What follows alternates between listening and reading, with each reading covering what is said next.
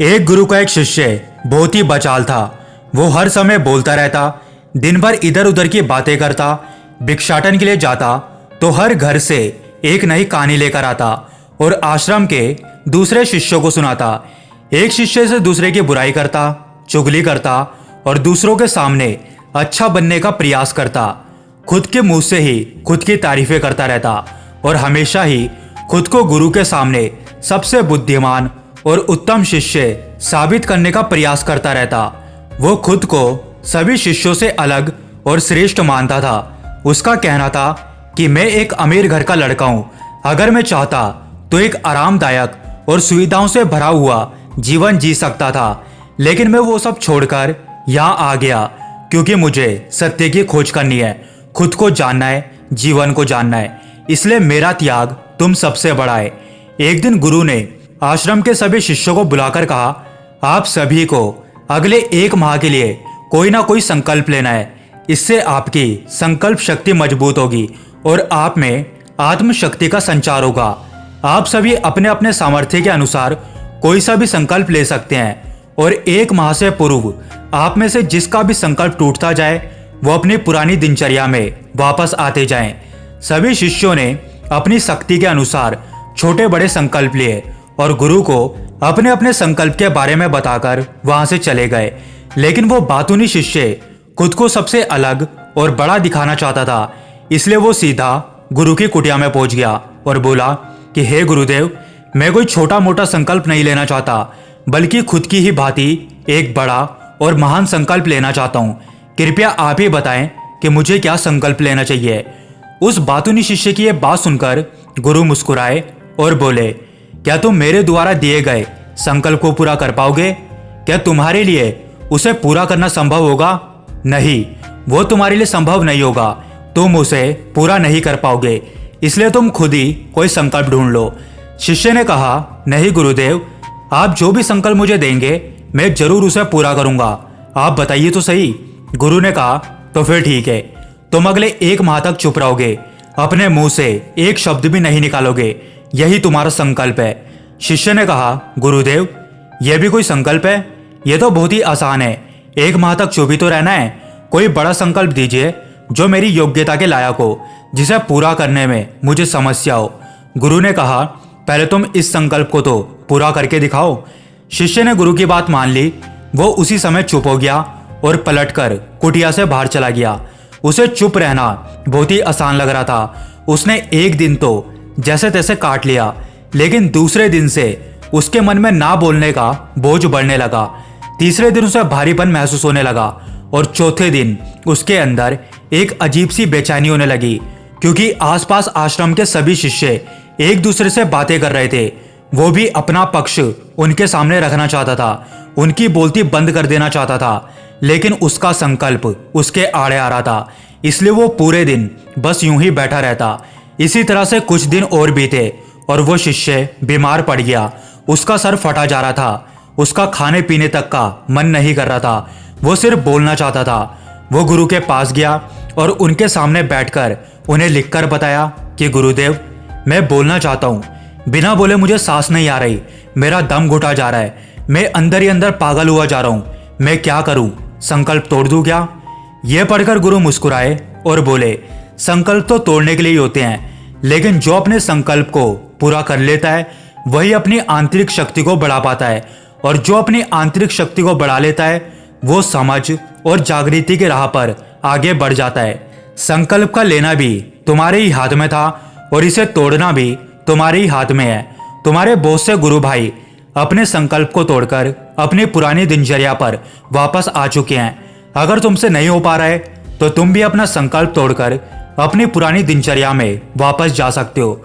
लेकिन याद रहे, अगर आज तुम इस छोटे से संकल्प को नहीं संभाल पा रहे हो तो तुम अपनी बाकी की पूरी जिंदगी को कैसे संभाल सकोगे? मुझे इस पर शक है। बाकी फैसला पूरी तरह से तुम्हारे हाथों में है। गुरु की यह बात शिष्य के दिल पर चोट कर गई। वो बिना कुछ बोले वहां से वापस चला गया और खुद को अपनी कुटिया में बंद कर लिया।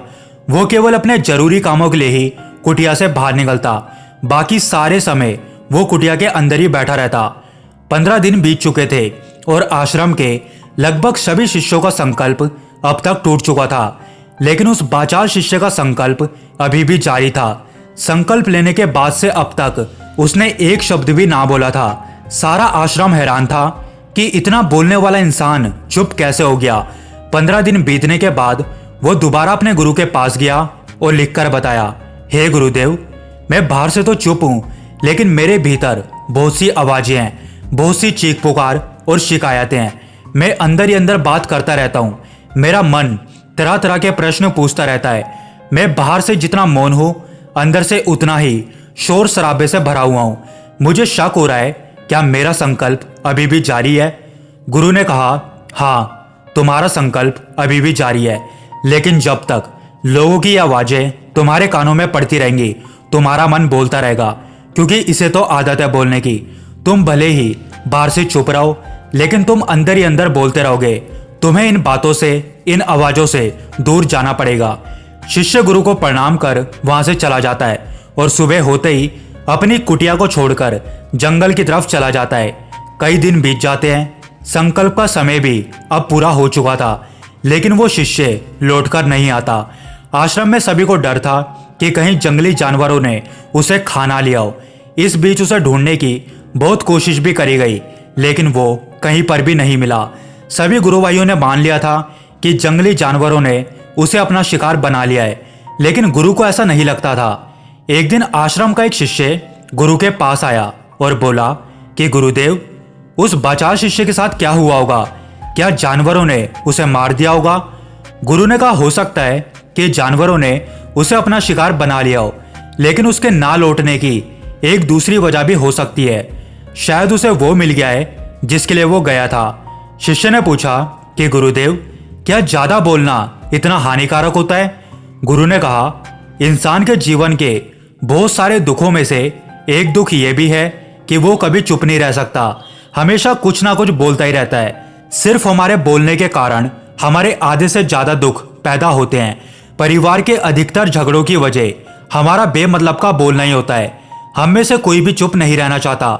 हम बस सामने वाले को सुना देना चाहते हैं। जो भी हमारे मन में है सब निकाल कर उसके मन में बैठा देना चाहते हैं। उसे समझा देना चाहते हैं कि देख, तू गलत है और मैं सही।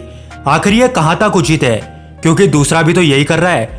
और इसी तरह से सब एक दूसरे की सड़ी गली बातों को ग्रहण कर रहे हैं। फिर समय के साथ साथ उन्हीं बातों की परतों को उधेड़ते रहते हैं और एक दूसरे को सुनाते रहते हैं। इसी तरह से सुनने सुनाने का यह काम जिंदगी भर चलता रहता है। लेकिन इस नासमझी में हम खो देते हैं अपना समय, अपना जीवन, अपनी समझ और सबसे महत्वपूर्ण वो कीमती पल जो जिए जा सकते हैं, जिनको अनुभव किया जा सकता है, जिनमें आनंद को प्राप्त किया जा सकता है। लेकिन इसके बदले हमें मिलता क्या है? कुछ भी नहीं। सब व्यर्थ और सब बर्बाद हो जाता है। इस पागलपन में हमने क्या खो दिया, इसका एहसास कुछ ही लोगों को हो पाता है। बाकी लोग जैसे उन्हें अपने आने का पता नहीं, वैसे ही उन्हें अपने जाने का भी पता नहीं चल पाता। शिष्य ने कहा, तो फिर इसका समाधान क्या है गुरुदेव? गुरु ने कहा, पूरी जागरूकता के साथ अपने विचारों को देखना। यही एकमात्र तरीका है सारी मानसिक समस्याओं का। उस बाचाल शिष्य को आश्रम छोड़कर गए हुए 3 महीने का समय बीत चुका था, लेकिन उसकी कोई भी खबर ना थी। अब तक तो सभी गुरु भाइयों ने भी उसके वापस लौटने की उम्मीद छोड़ दी थी, लेकिन एक दिन वो आश्रम में लौट आता है। उसे देखकर सभी के आश्चर्य और खुशी का ठिकाना ना रहा। लेकिन अब वो नहीं था जो यहाँ से गया था। वो कुछ और ही बनकर वापस आया था। उसके अंदर एक गजब का बदलाव महसूस किया जा सकता था। उसके चेहरे पर एक गजब का ठहराव और आंखों में बड़ी शांति थी। आश्रम में आते ही सभी गुरु भाइयों ने उसे चारों ओर से घेर लिया और उससे बातें करने लगे। वो भी अपने गुरु भाइयों से बातें करने लगा। उससे बात करने वाले सभी शिष्यों ने यह अनुभव किया कि अब वो पहले जैसा उतावला और बातूनी नहीं रह गया था। उसके मुंह से एक एक शब्द बहुत ही सुलझे हुए और मधुरता के साथ निकल रहे थे। थोड़ी देर तक गुरु भाइयों के साथ बात करने के बाद वो सीधा गुरु की तरफ चला गया। उसने गुरु के चरण छुए और कहा कि गुरुदेव, क्या मैं अब भी मौन हूं? क्या अब भी मेरा संकल्प जारी है? गुरु ने कुछ देर तक शिष्य की आंखों में बड़े ध्यान से देखा और कहा कि हाँ, तुम अब भी मौन हो, तुम्हारे मुंह से एक भी शब्द नहीं निकल रहा और तुम्हारा संकल्प अभी भी जारी है। शिष्य ने कहा, गुरुदेव, जब मैं आश्रम से गया तो मैं मुंह से तो चुप था, लेकिन मेरे अंदर बहुत सी आवाजें थी, मन में बहुत से प्रश्न थे और वो बंद ही नहीं हो रहे थे। तो मैं जंगल में और गहरा चला गया, इस उम्मीद से कि वहां मुझे शांति मिलेगी और मेरे मन की बकबक कम हो जाएगी। लेकिन जितना मैं एकांत में जाता गया, मेरे अंदर की आवाज उतनी ही तेज होती गई। मेरे भीतर की पुरानी से पुरानी आवाज भी मुझे सुनाई देने लगी। तब जाकर मैंने महसूस किया कि मैं कितना गलत कर रहा था। जब मैं अपने परिवार वालों, दोस्तों और गुरु भाइयों को भला बुरा कहता था तो उस समय मुझे लगता था कि मैं सही कह रहा हूँ। जब मैं गुरु भाइयों की एक दूसरे से चुगली करता और उनका मजाक बनाता, तब भी मुझे यही लगता था कि मैं उनसे बेहतर हूँ और मैं सही कर रहा हूँ। लेकिन उस दिन मैंने पहली बार यह महसूस किया कि मैं कितना गलत बोलता था। काफी दिनों तक ये आवाजें, ये शिकायतें मेरे अंदर चलती रही, लेकिन धीरे धीरे करके एक दिन ये सारी आवाजें मेरे अंदर से समाप्त हो गई। अब मैं भीतर से भी मौन हो गया। उस घने जंगल में बाहर से बोलने वाला कोई था नहीं और भीतर से कोई आवाज शेष ना बची थी। उस दिन मैं पहली बार मौन का सही अर्थ समझा। मेरे चारों ओर बहुत शांति थी। हालांकि अभी भी कुछ आवाजें आ रही थी जो पहले भी आती थी, लेकिन मैं उन्हें सुन नहीं पाता था। पर अब वो सभी आवाजें मुझे स्पष्ट रूप से सुनाई दे रही थी। हवा के चलने की आवाज, चिड़ियों की चहचहाने की आवाज, पानी के बहने की आवाज, भंवरों के गुनगुनाने की आवाज, ये सभी आवाजें मैंने पहली बार पूरे होशपूर्वक सुनी। अपने चारों ओर इतनी शांति मैंने पहले कभी महसूस नहीं की थी। तो इस शांति को भंग करने के लिए मैंने पहली बार अपने मुंह से कोई शब्द निकाला। मैं चिल्लाया, हे ईश्वर, ये कैसी शांति है? सब कुछ इतना शांत क्यों है? ऐसा क्या हो गया? लेकिन मेरे चिल्लाने के बाद भी वो शांति भंग ना हुई। सब कुछ पहले के जितना ही शांत था, बाहर भी और भीतर भी। हे गुरुदेव, मैंने अपने गुरु भाइयों से बात की, मैंने आपसे बात की। मैं बोल रहा हूँ, मैं चल रहा हूँ, मैं सब कुछ देख रहा हूँ, लेकिन मैं अपने भीतर एकदम एकांत में हूँ, मौन हूँ। भीड़ में होता हूँ तब भी भीतर से अकेला और एकांत होता हूँ। जब मैं खुद में भी शोर करना चाहता हूँ तब भी एकांत में ही होता हूँ। अब सब दिखाई पड़ने लगा है, सब सुनाई पड़ने लगा है। गुरु ने कहा, जब तक हम बाहर की तरफ बोलते रहेंगे भीतर अशांति ही रहेगी, लेकिन जिस दिन हम भीतर की तरफ मुड़ जाएंगे फिर बाहर हमारे मुंह से चाहे कुछ भी निकले, हम शांति रहेंगे। दुनिया में जितनी भी बुराइयां हैं ज्यादातर हमारे बोलने से ही उत्पन्न होती है, क्योंकि हम चुप रहना नहीं चाहते। जितनी जरूरत है उससे कहीं ज्यादा ही बोलते हैं। हम सामने वाले को सुनना नहीं चाहते, बल्कि उसकी बोलती बंद कर देना चाहते हैं। उसे समझा देना चाहते हैं कि मैं कौन हूं, दिखा देना चाहते हैं उसे अपनी सारी सामर्थ्य। बस यही हमारी जिंदगी का मकसद बनकर रह जाता है। हमारी सारी ऊर्जा इस व्यर्थ के बोलने में बर्बाद होती रहती है। ऐसे पति पत्नी का जीवन दुखों से भर जाता है, जो हमेशा एक दूसरे को सुनाने में लगे रहते हैं। कभी एक दूसरे को सुनना समझना नहीं चाहते, और चुप रहना तो उन्होंने कभी सीखा ही नहीं, क्योंकि चुप रहना उन्हें छोटा महसूस करवाता है। दुनिया की सभी लड़ाइयों का कारण हमारा बोलना ही है, इसलिए हमें सिर्फ उतना ही बोलना चाहिए जितना जरूरी हो, क्योंकि व्यर्थ का बोलना ऊर्जा को नष्ट करना है, और यह बोलना ही हमें अपने भीतर की ओर कभी लौटने ही नहीं देता, क्योंकि यह हमें बाहर की ओर खींचकर रखता है, और बाहर है ही क्या इस संसार के अलावा। लेकिन अगर अपने अंदर के संसार की ओर मुड़ना है तो इस मुंह को बंद ही रखना चाहिए। इसलिए जितने भी बुद्ध हुए, आत्मज्ञानी हुए, वो सभी एकांत की ओर भागे, ताकि उन्हें ज्यादा बोलना ना पड़े, ज्यादा सुनना ना पड़े।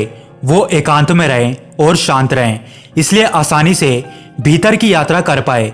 लेकिन अगर कोई चाहे तो इस संसार में रहकर भी एकांत में रह सकता है, शांत रह सकता है, लेकिन इसके लिए उन्हें अपनी ऊर्जा बचानी होगी, जिसे वो अब तक अपने व्यर्थ के शब्दों में बर्बाद कर रहे थे।